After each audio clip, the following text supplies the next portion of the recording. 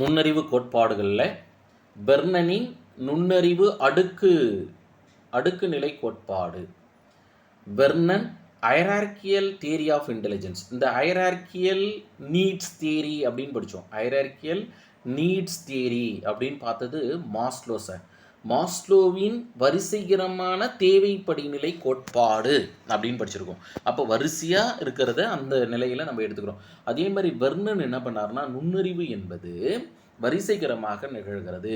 இவர் எந்த நாட்டை சார்ந்தவர்னா, பிரிட்டிஷ் உளவியல் அறிஞர் பெர்னன்.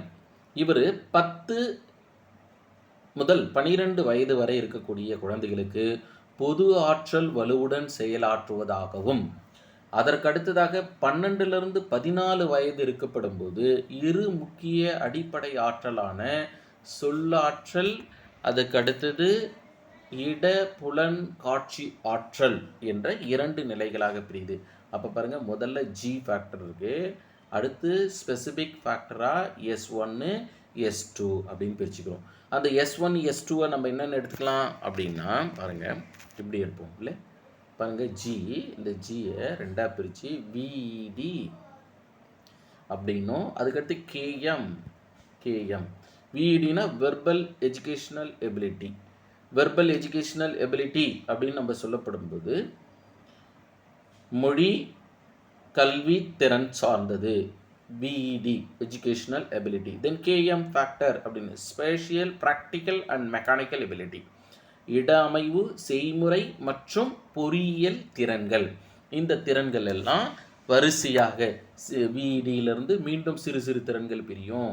தென் KM தனித்தனிய திறன்களாக பிரியும். அப்படின்னா என்ன சொல்கிறாங்கன்னா, பாருங்களேன், இதுதான் ஸ்டெம்முன்னு எடுத்துக்குவோம். ஒரு பிளான்ட் எடுக்கிறோம், இது ஸ்டெம்மு.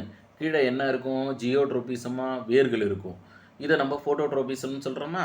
இது தண்டா, இது சூரிய வெளிச்சத்தை நோக்கி நகரதா, இதில் சிறு சிறு கிளைகளாக பிரியுதா, இது மாதிரி பிரிஞ்சு போய்கிட்டே இருக்குன்றாரு வரிசைகரமாக.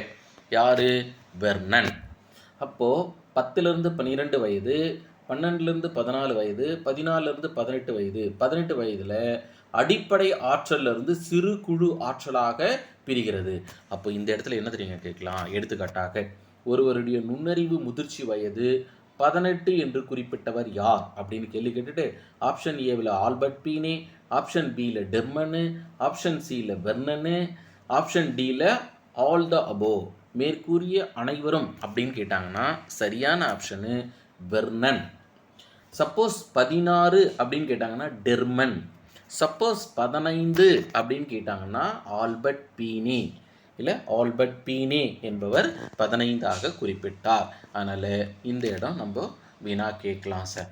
ஏற்கனவே கேட்டிருக்காங்க, அடுக்கு நிலை கோட்பாட்டை குறிப்பிட்டதுன்னு கேள்வி கேட்டுட்டாங்க. அதுக்கப்புறம் இவர் எந்த நாட்டை சார்ந்தவர் அப்படின்னு கேள்வி கேட்டுட்டாங்க. இவர் என்ன இந்த வயது நிலையை மட்டும் வினாவை கொடுத்து 10லிருந்து 12 அது அல்லது 12 to 14 அல்லது 14 to 18 இந்த வயது நிலையில் என்ன நிலையாக ஆற்றல் மேம்படுகிறது அல்லது நுண்ணறிவு மேம்படுகிறது அப்படின்னு கேட்கப்படும் போது இதில் இருந்து பல்வேறு விதமான சிறு குழு ஆற்றல் மேம்படுகிறது அப்படின்னும், இந்த 10லிருந்து 12 பொது ஆற்றல் இருக்கிறது என்றும், அதுக்கடுத்து 12லிருந்து 14 2 வகையான ஆற்றலாக பிரிகிறது என்றும் நாம் குறிப்பிடப்பட வேண்டும் என்பது தான்.